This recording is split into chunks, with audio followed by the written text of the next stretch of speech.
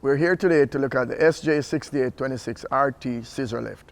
And we're going to do a visual and daily maintenance inspection. And we'll also do operational function tests. So let's go take a closer look. So the first thing we have to do is we have to ensure that our operator's manual and our annual inspection sheet is in our weatherproof box. And we double check, make sure that the model number is correct and the date of the annual inspection is correct and it's good for 1 year.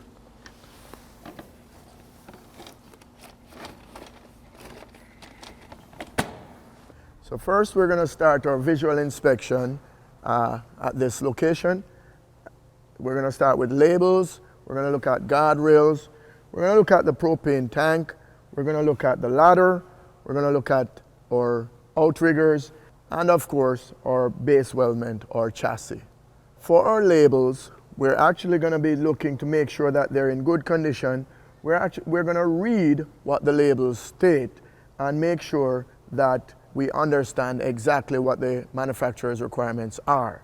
Then we're going to look at the condition of the guardrail, and we have to make sure that any pin, any weld, any operation that's required here, any bolts must be in place and there should be no cracks in the weld or anything like that. We're also going to look at our propane tank. The propane tank is located here. We can check to see how much we have, and also we can check to make sure that it is secure. Then we move on to our ladder. Our ladder must not be bent, it must not be damaged, so we check to make sure that it's okay. Also, our outriggers. These are 2 of 4 outriggers, and we have to make sure that the cables going to the outrigger and the hoses, there are no leaks, and of course, we're going to make sure that the plate at the bottom swivels nicely and it is affixed to it. We also have to look at the base weldment or the chassis. We're just looking at the general condition, making sure that there are no dents, there's no cracks, and there are no leaks from the hoses that are in this area. Remember also to check the gate, that it works, and of course the latch on the gate, make sure that it works. So over here, we're going to start with the guardrail. We're inspecting, again, making sure that any pins that are supposed to be here are there, and we're going to check the welds for cracks and, of course, all the components, making sure that they're in good order. So when you're checking the tires, you start with the lug nuts, make sure that they're tight, make sure that everyone is in place. You also want to check the tire to see if it's air-filled, foam-filled, or solid. In any of those cases, you still want to make sure that the tire is in good condition, no visible damage like gouges or cracks, right? Because this could compromise the stability of the machine when you're operating. And one way of verifying whether it's air-filled, foam-filled, or solid is by looking at the label. In this case, this one is foam-filled. So from the tire, we move on to the engine compartment. The first thing that we're going to look at is the base control console. Here we have the hour meter reading, we have the circuit breakers, start, choke, raise, lower switch, emergency stop button. This is a dual fuel machine, so it has propane and gas, and this switches it. And of course we have our platform base control key, and in the bottom here we have our main power disconnect switch. Now let's open the engine compartment, and what we're looking for in the engine compartment are basically, we're going to check for leaks, and we're going to check things like the air filter. We're going to check the oil level and coolant level. We're going to check the condition of the muffler, and of course the radiator, and of course the battery. So what we're going to do, we're going to start with the battery. For the battery, we're looking to make sure that the terminals, there's no corrosion. And if this is not a maintenance-free battery, you may want to, with your proper PPE, open and check the cells, the fluid level inside the battery. This is the main hydraulic pump. You're just checking it for leaks where the hoses are connected. You do a general look in this area just to make sure that there are no leaks, and of course the wire harnesses, there's no chafe, there's no breaks or disconnected wires. We're gonna now do an oil check. We're gonna pull this out and we're gonna look to make sure that it's at the correct fill level. Wipe it off.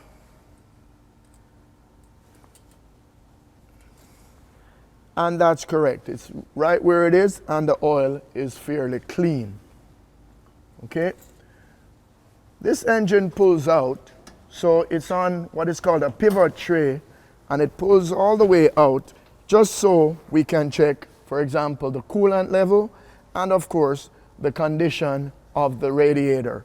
And behind here we can check the belt and the muffler, and of course any other components where there might be loose wiring or leaking hoses. And so far this looks pretty good. So we're gonna close this back and we're gonna close this down. So everything is looking good so far according to the operator's manual. We're completing our checks. At this point we check our other tire, and we're checking lug nuts. We're checking to see the condition of the tire, and of course we're checking the labels that they're present. Now we're going to look at the outriggers on this side, and of course we're just checking the hoses, make sure that there's no leaks, and of course the sensors, make sure that they're still there. Our plate, base plate, make sure that it's intact and it's good. We go up to the guardrail, making sure that our wells, there's no cracks, and our pins are in place. And we're going to be looking at the scissor assembly. We're going to look at this in more detail once we raise it up, but for now we're just checking the serial plate, and of course anything that we can visually see that there's no leaks, there's no cracks, there's no missing pins. And we look at our other outrigger, looking good. Our wheel on this side, what we want to check, steering jack, and of course we want to make sure that our outrigger is nice and firm. Coming on this side, right, we want to make sure again that all our guardrails are in good condition. Everything looks good. And of course, we're going to check the condition of our tires, our lug nuts, making sure that they're there, and of course our labels. And now we're going to move on to our hydraulic compartment. Our hydraulic compartment contains the hydraulic tank, the main manifold, the filters, and the gas tank. Right? So starting with the hydraulic tank, you want to make sure that it's, first of all, there's enough fluid in this hydraulic fluid in the tank, and of course that the condition of the fluid is really good, meaning that it's translucent, it's clear. Doesn't matter what color it is, you just got to make sure that it is not mucky or dirty. You must check the level when the machine is in the stowed position, not elevated, because elevated, it might appear as if there's not enough fluid in it, but there might be enough.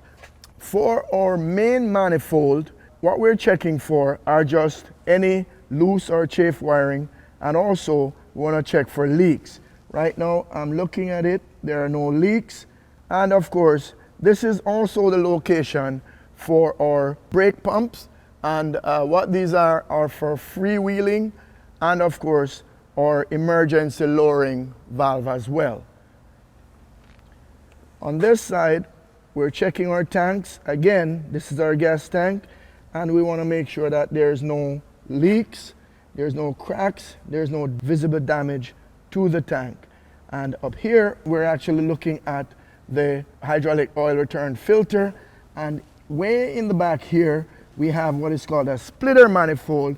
And what this does is it takes the main hydraulic line and it splits it and sends hydraulic pressure to either side of the machine. I'm going to close this down. So what we're looking for again are making sure that there are no leaks.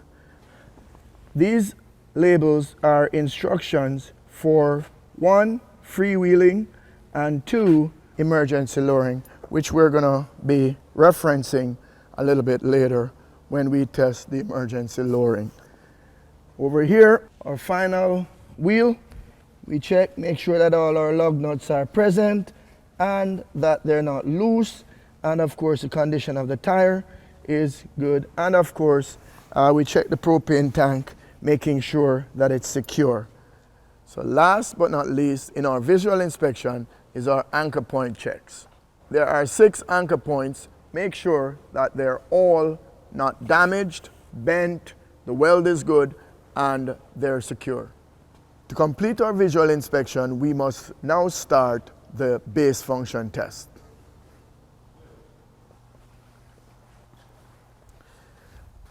So now we're going to begin our base function test, and we start by turning on our main power disconnect switch, pulling out our emergency stop button, and now with the function key switch we're going to start the machine, and then the raise lower switch,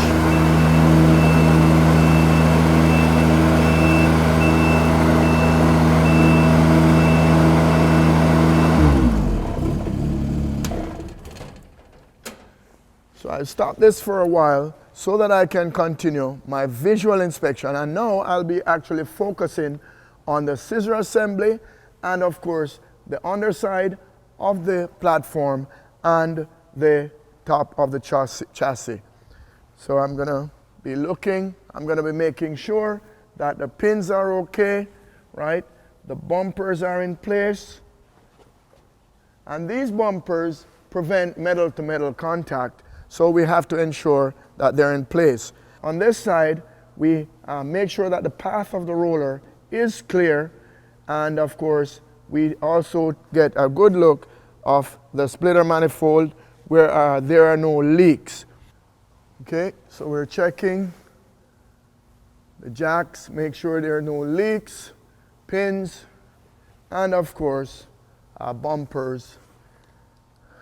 And one thing we have to check in particular is the limit switch, and that limit switch is what slows the machine down once it's in an elevated position. It slows it to 1/10 of the original speed, and that keeps the machine stable while driving while elevated. So to begin our emergency lowering procedure, we start off by ensuring that the main power disconnect switch is off. Then we locate our emergency access rod, and in the end of this rod there's a little spline that will actually engage 2 valves on the end of each jack. So we're going to turn counterclockwise to release each of these. Once those are released, we will go to the other end, and then we will now proceed to pull the lowering valve. So that concludes the emergency lowering procedure of our function tests. Now we're going to return the machine to its original state so we can perform normal operations.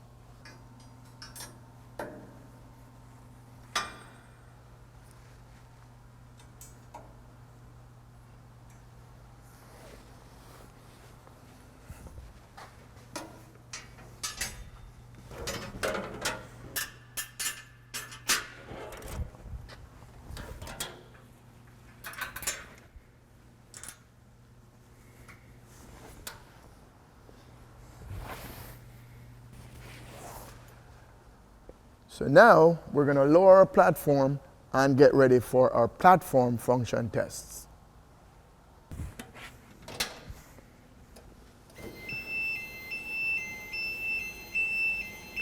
So this will come down on gravity, right? So the engine does not necessarily have to be running. So now we're going to perform our platform function test, which requires us to be on the platform. So accessing the platform is very important. We got to make sure that as we're climbing these ladders, we are maintaining 3-point contact. So we will go up on the ladder and make sure the gate is closed behind us. And we're going to connect to our anchor points.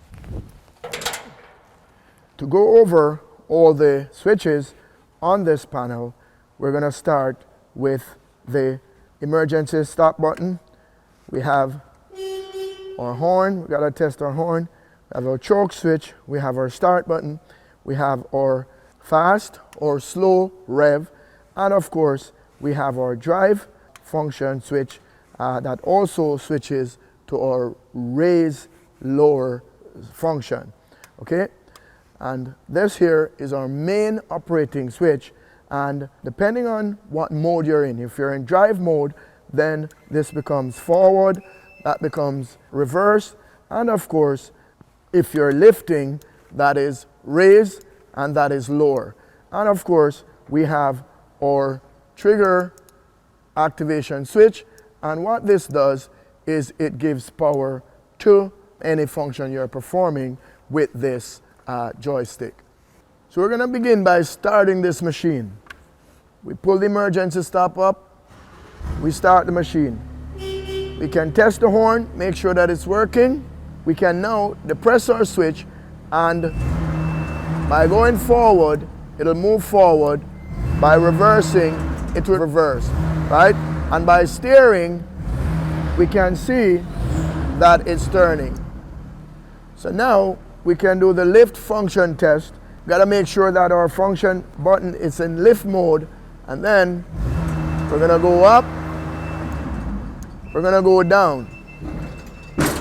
So we know the lift function works, but what we have to do now is we're going to be testing the limit switch, and for that to occur, we have to go at least 10 feet up so that it can activate the function switch. So we're going to go up.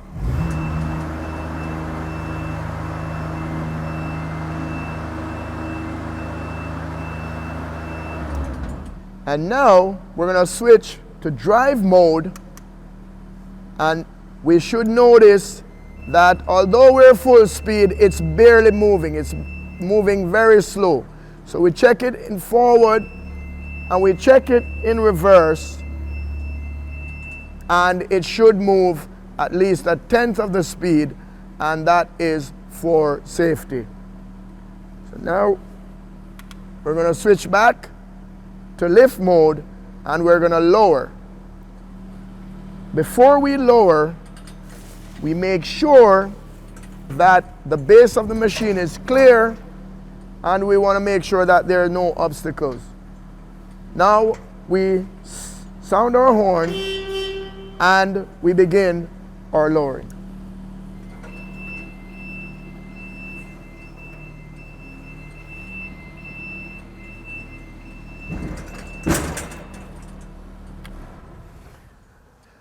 So now we're going to move on to testing the outriggers and the tilt sensor.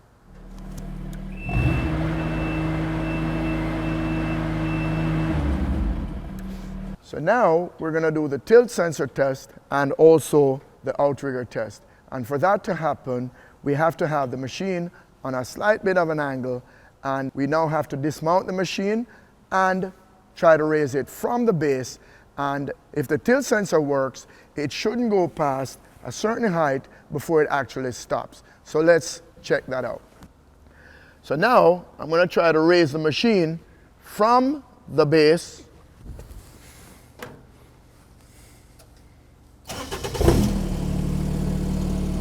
And as I raise it, I'm looking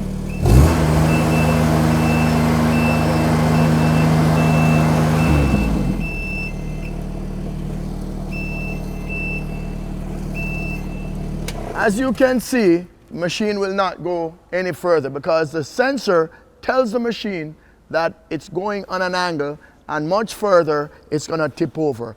A couple of very important points. If you're doing this test, you got to make sure that the machine, the operator's side, the machine is tilting away from you rather than towards you. So never do this tilt test with the machine tilting towards you.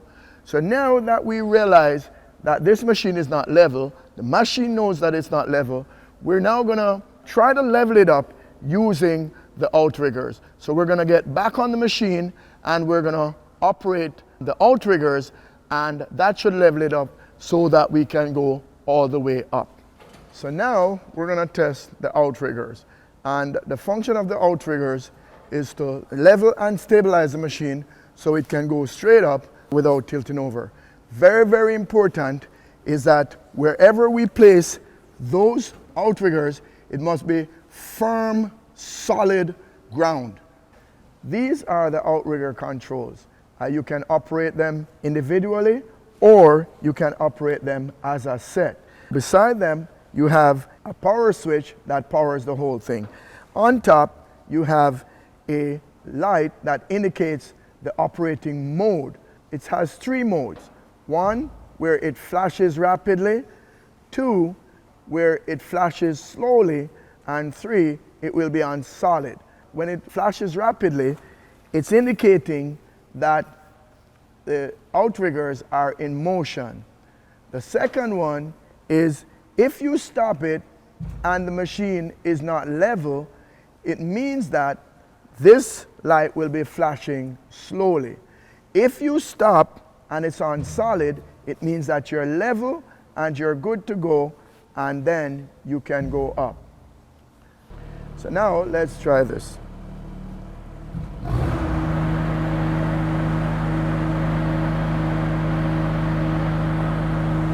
Right now, as I'm operating, you can see the light is flashing very rapidly. I will now go to a point where I know the machine is not level, and I will stop. And it will be flashing slowly, which it is. Now, I'm going to continue. So now that it's solid, I'm ready to go up.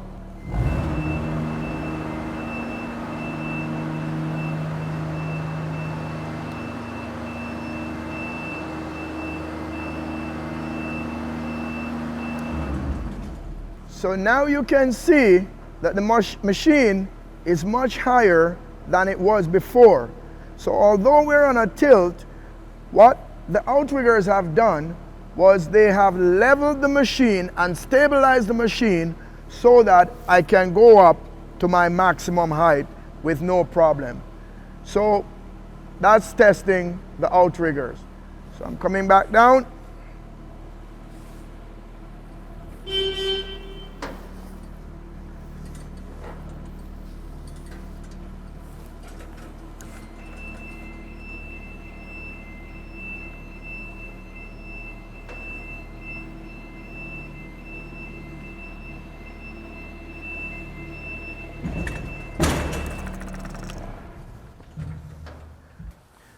Okay, the last thing we're going to check is the extendable platform.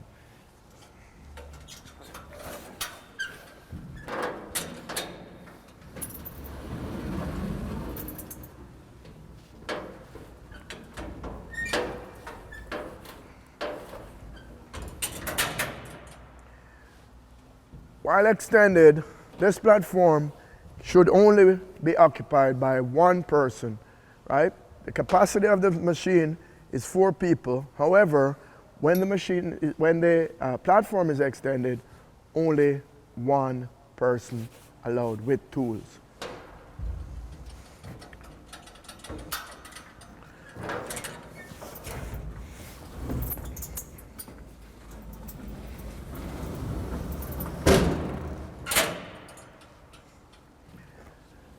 So that concludes our visual inspection and our function tests.